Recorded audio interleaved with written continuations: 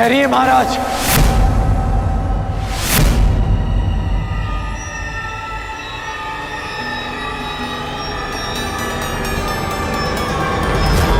ये राज्याभिषेक नहीं हो सकता।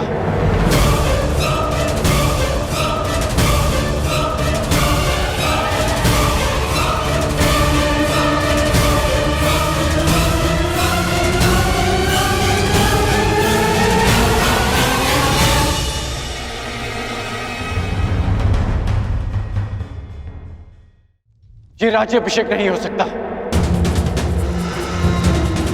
क्योंकि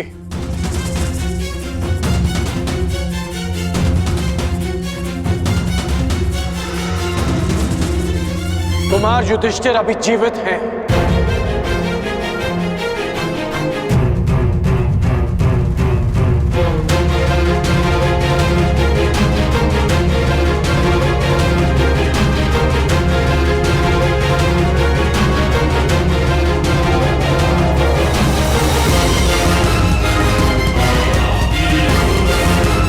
सारे पांडव अभी जीवित हैं।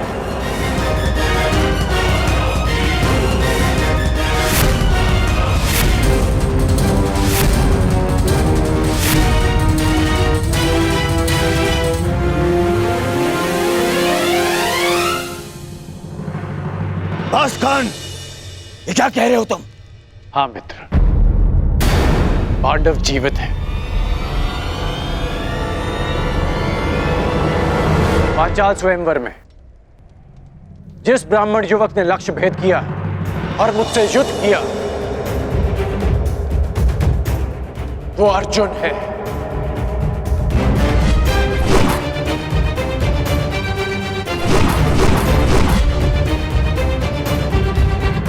और जिस ब्राह्मण ने वृक्ष उखाड़ कर तुमसे युद्ध किया वो भीम।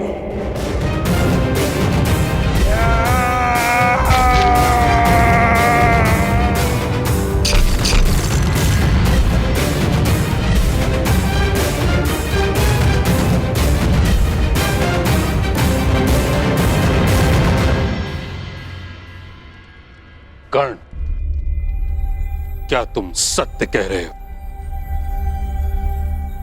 जी, मैं सत्य कह रहा हूं। यदि पांडव जीवित है तो दुर्योधन का राज्याभिषेक न्याय अनुचित है।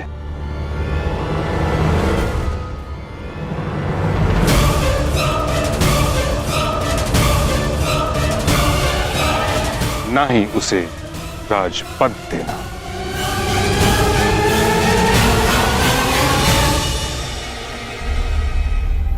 कैसी बातें कर रहे हैं महामहिम? पांडव जीवित हैं, ये केवल अंगराज का अनुमान है, अनुमान। कोई साक्ष्य नहीं है उनके पास। साक्ष्य कर्ण के शब्द हैं।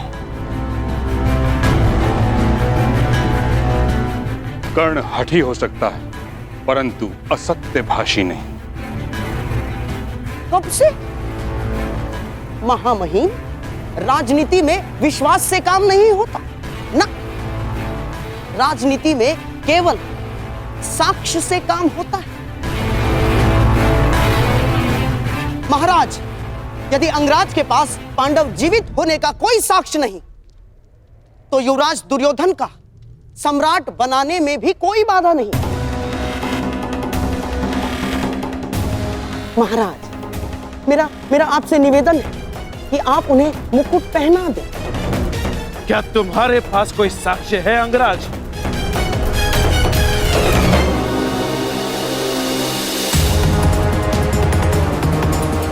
महाराज,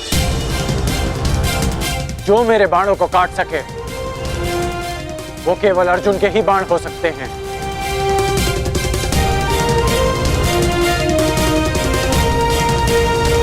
और जो मित्र दुर्योधन को ललकार सके वो केवल भीम ही हो सकता है। ये भी केवल तुम्हारा अनुमान है कर्ण। मैं साक्ष्य की बात कर रहा हूं। कभी कभी अनुमान भी सत्य सिद्ध होते हैं महाराज। मेरा प्रश्न ये है विदुर, यदि पांडव जीवित हैं तो वो अभी तक हस्तिनापुर क्यों नहीं आए?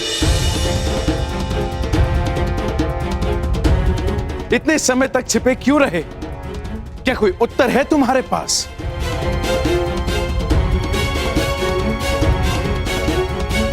यदि किसी के पास इस बात का उत्तर नहीं तो मेरे सामने प्रश्न खड़ा करके समय व्यर्थ ना करें।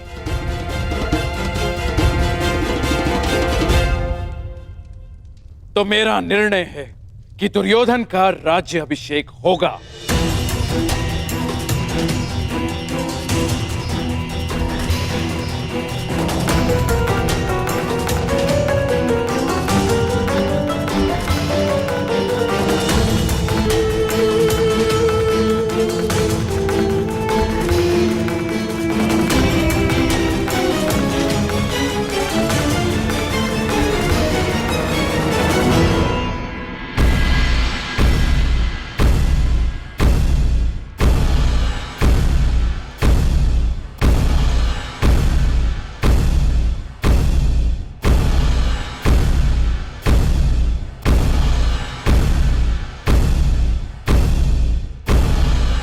सावधान, युवराज युधिष्ठिर पधार रहे हैं।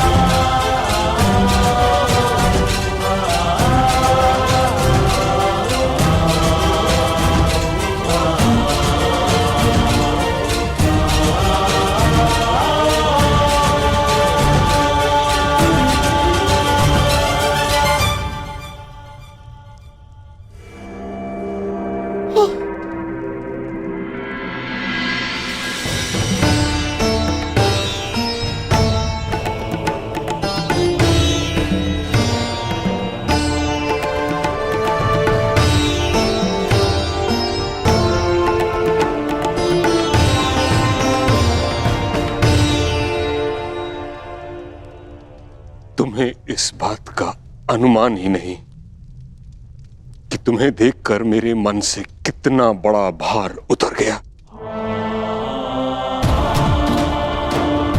यह अनुभूति एक शूल की भांति मेरे मन में चुभ रही थी कि जिन प्रिय पांडु पुत्रों को मैं अपने उत्तरदायित्व पर हस्तिनापुर लाया था, उनकी रक्षा नहीं कर पाया।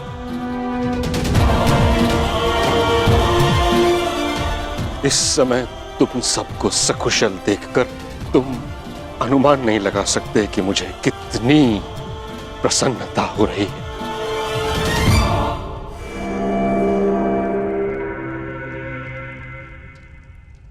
आपको प्रसन्न देख हमें भी प्रसन्नता हुई पितामह। हस्तिनापुर में स्वागत है युवराज।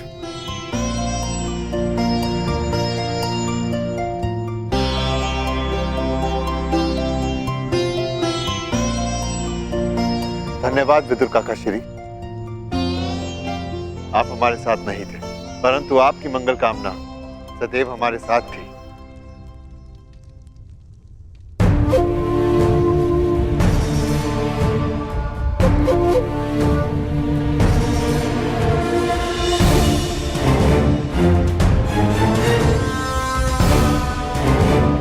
मेरे पुत्रों,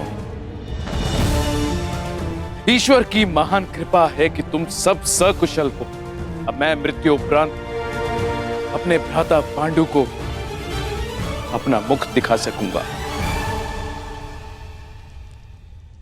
पिताश्री को सदैव अपने ज्येष्ठ भ्राताश्री पर गर्व रहेगा महाराज। अर्नावत में आपके पुत्र दुर्योधन ने जो हमारे स्वागत के प्रबंध किए हैं, हम कभी नहीं भुला सकते।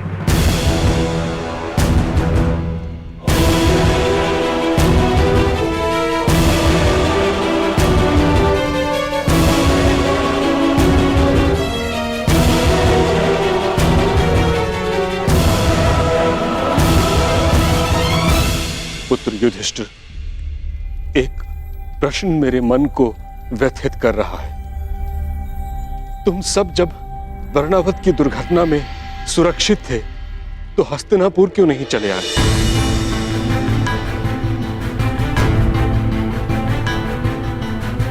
बताओ पुत्र, तुमने हमें कोई संदेश क्यों नहीं भेजा?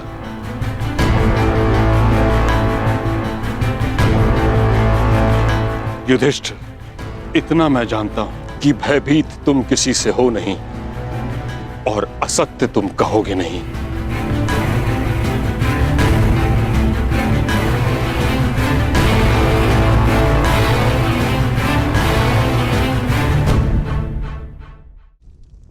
बताओ।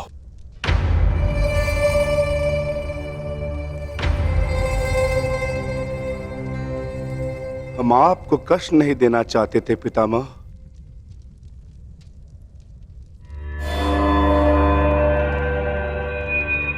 परंतु कुछ दिनों के लिए किसी को संतोष देना चाहते थे।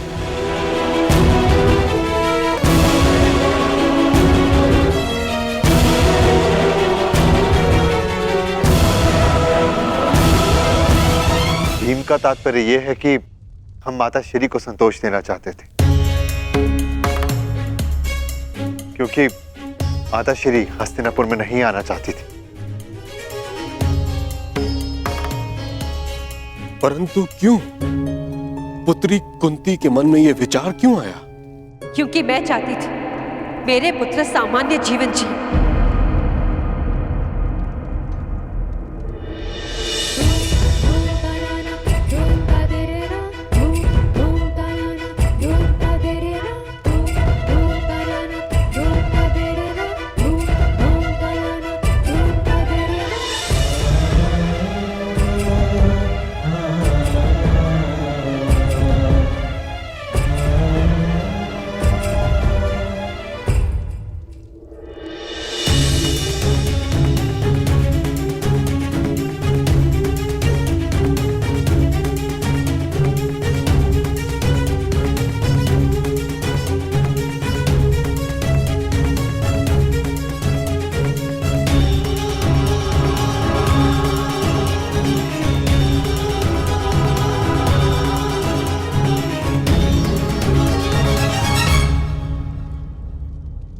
राजसी जीवन और राजनीति से मेरा मन विरक्त हो चुका है ताजश्री।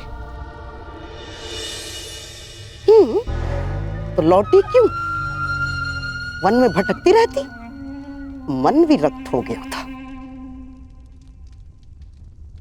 पुत्री कुंती, मैं इस बात से परिचित हूं कि पुत्र पांडु के स्वर्गवास के पश्चात तुम्हारा मन विरक्त हो गया है, परंतु इस कारण तुम अपने पुत्रों को उनके प्रारब्ध से वंचित तो नहीं कर सकती। हस्तिनापुर को उसके भविष्य से वंचित नहीं कर सकती।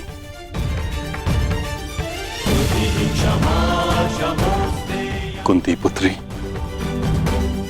सिंह बछड़े की भांति नहीं जी सकते, उन्हें वन का राजा बनना ही होता है।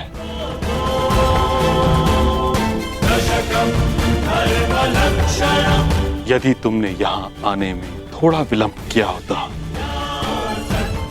तो यहां घोर अनर्थ हो जाता।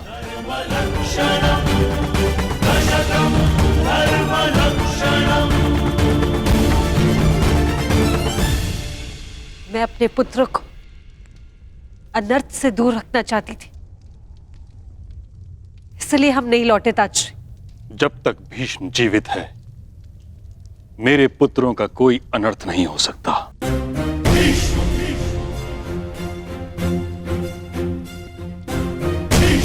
यदि कोई अनर्थ का बाण उनकी ओर आएगा, तो उसे सर्वप्रथम भीष्म की ढाल का सामना करना होगा।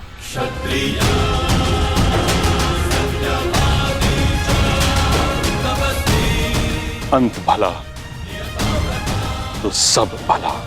हस्तिनापुर अपने भविष्य का स्वागत करता है।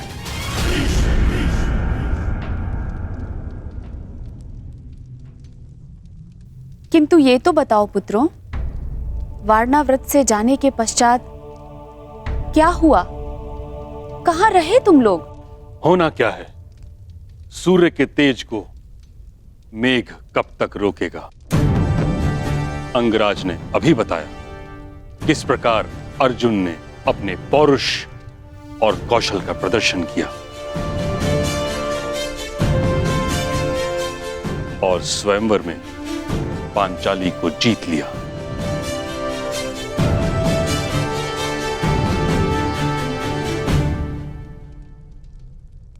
हस्तिनापुर की कुलवधू कहां है? उसे संग नहीं लाए।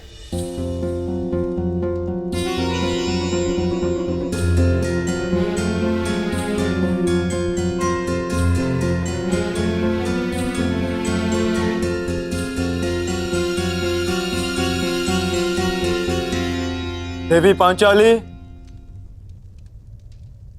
पितामह तुमसे मिलना चाहते हैं।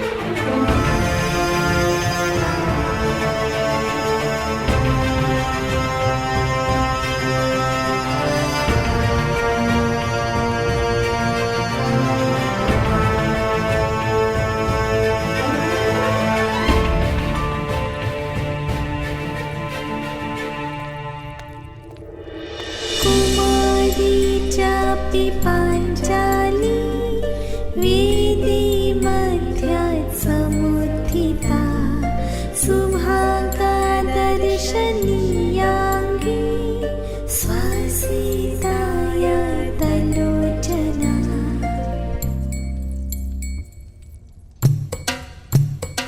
महान योद्धा गंगापुत्र परशुराम शिष्य और अपने श्वशुर पितामह को याज्ञसेनी द्रौपदी का प्रणाम स्वीकार। अपने परिचय के लिए जिन शब्दों का चयन तुमने किया है यज्ञसेनी, उससे तुम्हारे गुण, तुम्हारा ज्ञान, बड़ों का आदर और तुम्हारे चरित्र की श्रेष्ठता सिद्ध होती है।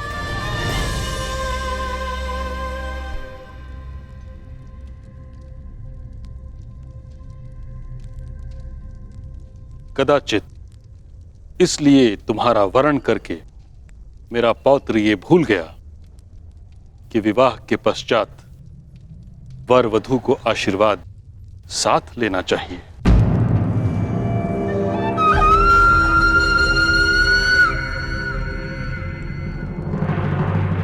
क्या हुआ धर्मराज? आपका मुख मलिन क्यों हो गया?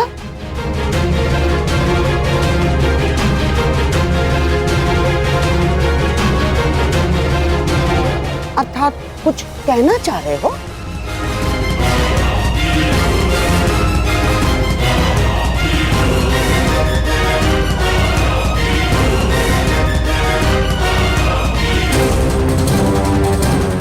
अर्जुन, आशीर्वाद लेने के लिए आगे नहीं बढ़ोगे?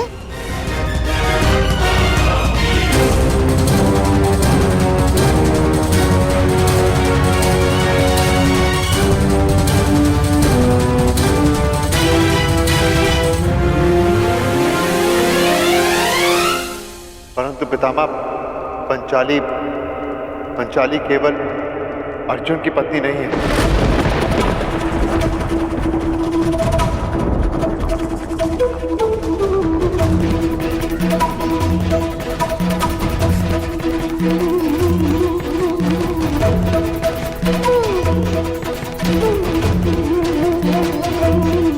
ये कैसा उपहास है पुत्र?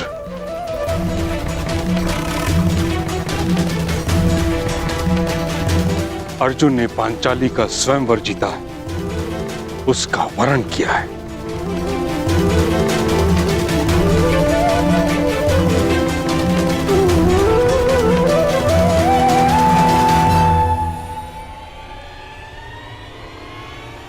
परंतु पंचाली से हम पांचों ने विवाह किया।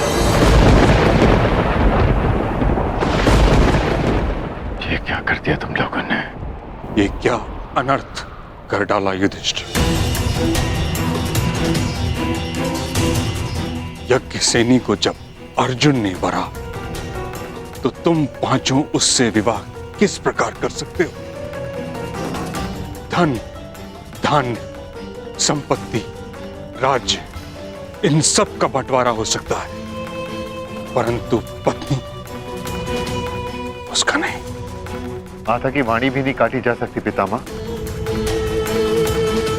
स्वयंवर से जब हम पंचाली को लेकर घर पहुंचे, माता देखिए, आज हमने भिक्षा में क्या प्राप्त किया है। जो भी लाए हो तुम पांचों भाई सदा की भांति उसे आपस में बांट लो। अब आप ही बताइए पितामह, क्या करते हैं? कुरुवंश की रीत ही है कि माता पिता के वचनों का पालन प्राण देकर किया जाए।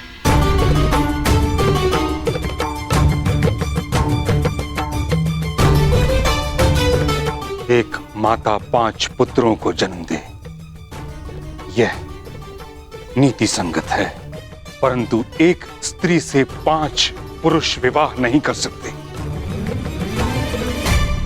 सोचा नहीं तुमने, प्रजा को जब ज्ञात होगा तो क्या उदाहरण लेगी तुमसे?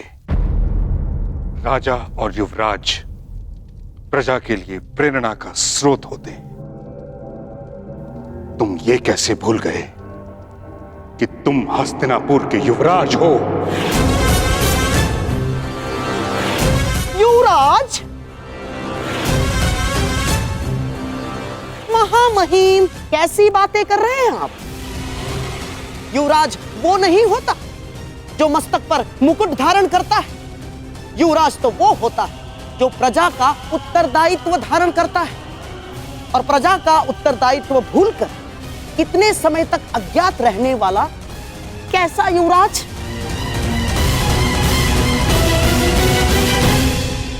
और महामहिम, युवराज तो वो होता है जो अपने वश से बाहर जाकर भी एक स्त्री की मर्यादा की रक्षा करता है। और हां, जिसने एक ही स्त्री को 5 पुरुषों से विवाह करने के लिए विवश कर डाला, वो कैसा युवराज महामहिम? क्षमा चाहती हूँ गांधार नरेश। यूं भरी सभा में बड़ों के समक्ष बोलना कुलवधू की मर्यादा नहीं, परंतु एक पति का अपमान सहना भी एक पत्नी का धर्म नहीं।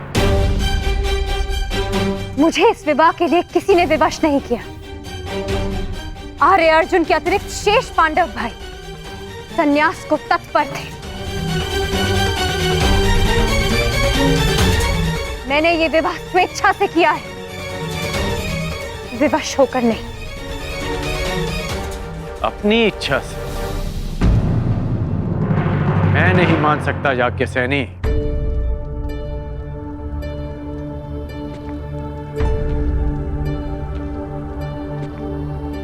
जिस पंचाली को रीति नीति पर इतना विश्वास था, कि उसने एक सूत पुत्र का वर्ण करना स्वीकार कर दिया, वो कैसे 5 पुरुषों से विवाह कर सकती है? मैं नहीं मान सकता। बताइए, क्या कारण है? स्त्री के लिए विवाह करने का एकमात्र कारण उसका चयन होता है, और ये चयन मेरा अधिकार था।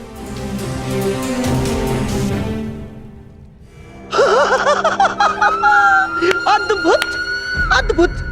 हस्तिनापुर का युवराज हस्तिनापुर को कलंकित कर देने वाले कर्म का पक्ष ले रहा है, और कुल को कलंक देने वाली कुलवधू उसे उचित चयन और उचित अधिकार सिद्ध कर रही है। महामहिम, क्या लगता है आपको, क्या ऐसे व्यक्ति को हस्तिनापुर का सम्राट बना देना हस्तिनापुर के हित में होगा?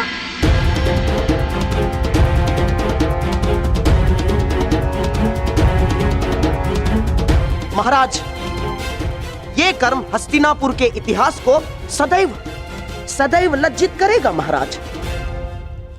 और ऐसे व्यक्ति को युवराज पद से नहीं हटाया गया तो हस्तिनापुर ही क्या महाराज, सारे संसार में गरिमाहीन, पदभ्रष्ट और वर्ण संकारों का साम्राज्य होगा।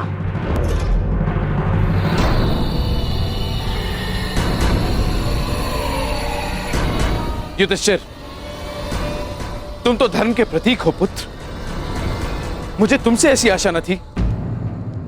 और जो युवराज अपने महाराज को निराश करे उसे युवराज पद पर रहने का कोई अधिकार नहीं ना।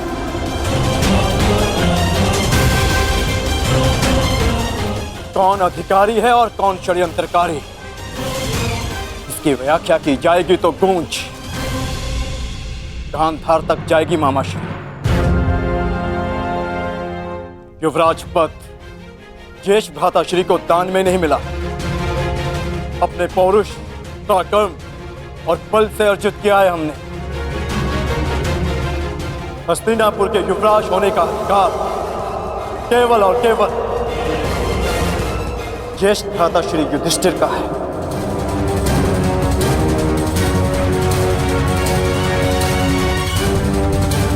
और उस अधिकार की गणना गांधार नरेश नहीं कर सकते। तो ठीक है, इसकी व्याख्या हस्तिनापुर का वर्तमान युवराज करेगा।